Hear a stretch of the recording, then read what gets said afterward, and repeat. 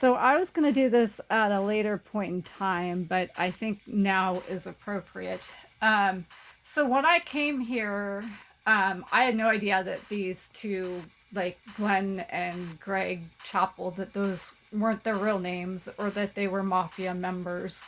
Um, I was told way long after I got here that they were ex mafia members. Um, and I have loads of information on them. In addition, when I first arrived here, I remember um, I was standing in the doorway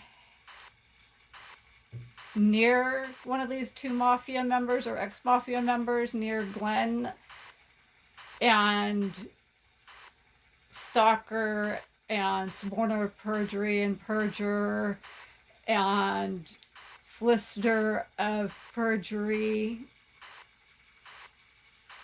etc., etc. David Badigan was either in the doorway of the house across the street or in the street or something. And David Badigan and Glenn, the ex-mafia member, did that whole like high five kind of thing. Like, I didn't know what that was about. Like, I haven't been around the block a few times in my life. Like, that was the good old boy, like, you got the hot chick over here, and now, go ahead and take advantage of her because she's stupid and she doesn't have a clue kind of thing. I've been around the block a few times in my life. I know what goes on in life. Like, I'm not dumb.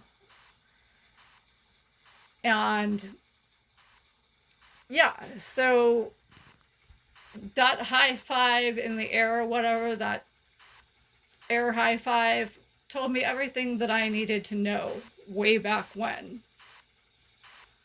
as far as like their misogynist beliefs are concerned.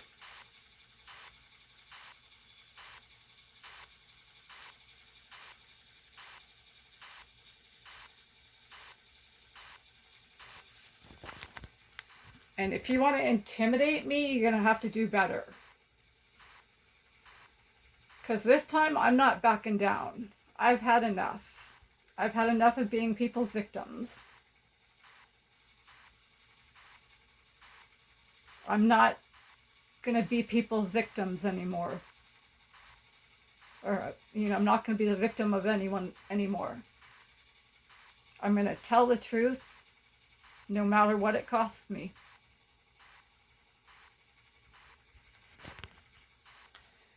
I'm not going to be crazy made. I'm not going to be gaslit.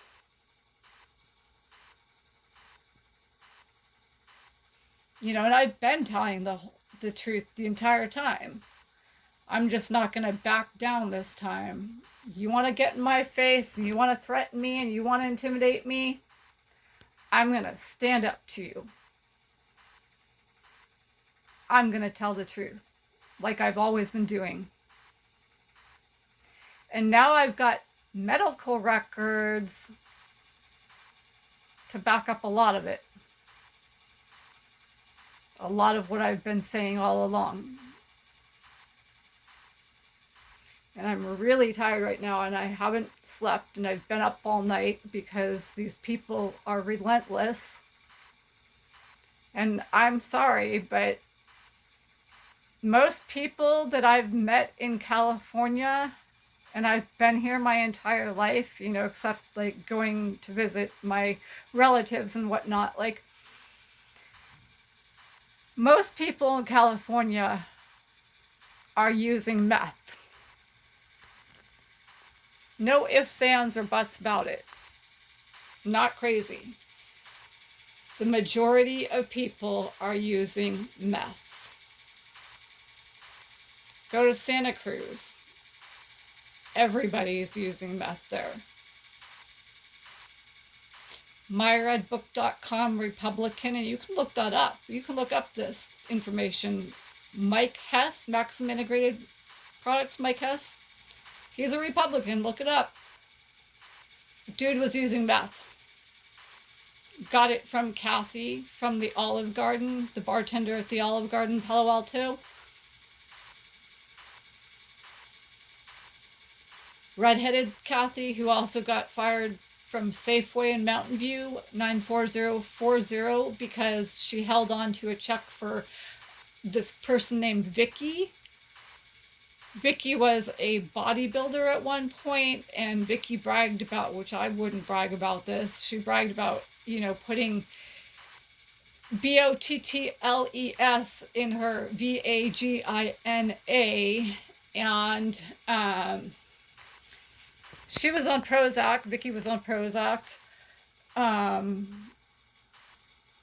And she drank to, you know, put herself to sleep because the Prozac kept her up or whatever. And I'm not even going to, like, comment really badly on that because those medications are just awful. And, you know, if you go on to the YouTube channel of an anesthesiologist here in the Bay Area, you'll find that, you know, he doesn't think highly of antidepressants, and nor do a lot of people. There's been research that proves that antidepressants really don't do much, if anything at all. But they, you know, antidepressants as well as other drugs like that, you know, they do get you down the road faster to osteoporosis. But anyway, so yeah, you know, Mike got his methamphetamine from Kathy, the bartender at the Olive Garden, the redheaded bartender that got fired from Safeway. And Mike, once upon a time, worked at Safeway, I think while he was going to San Jose State, or prior to that, I'm not sure. Yeah, and then Kathy had a friend, a girlfriend that attended Mills College, the women's college in Oakland, where you know, the grandfather of George Herbert and the other criminal, Richard Lyon Herbert, had, you know, was a chemistry professor. So yeah, I mean, Kathy was definitely connected to the Herberts as well as to Mike. But yeah, my point is that, like, there's just a ton of meth, like, everywhere in California, and there's a ton of, like, cocaine stuff in California as well. Like, everywhere you go. You know, even, like, that attorney, I think his last name was, like, Tadachi or something like that, district attorney up in San Francisco. Yeah, that died. That guy was high on meth or cocaine or something. And I'm sorry, but the Bay Area is out of control in that respect. The San Francisco Bay Area is out of control. And, you know, California is out of control in that respect. You know, I'm not a Republican, I am a Democrat, but I do kind of think that there's a big problem with drugs in California and in the Bay Area. And, you know, either be open about it and discuss it, or start clamping down on it. I mean,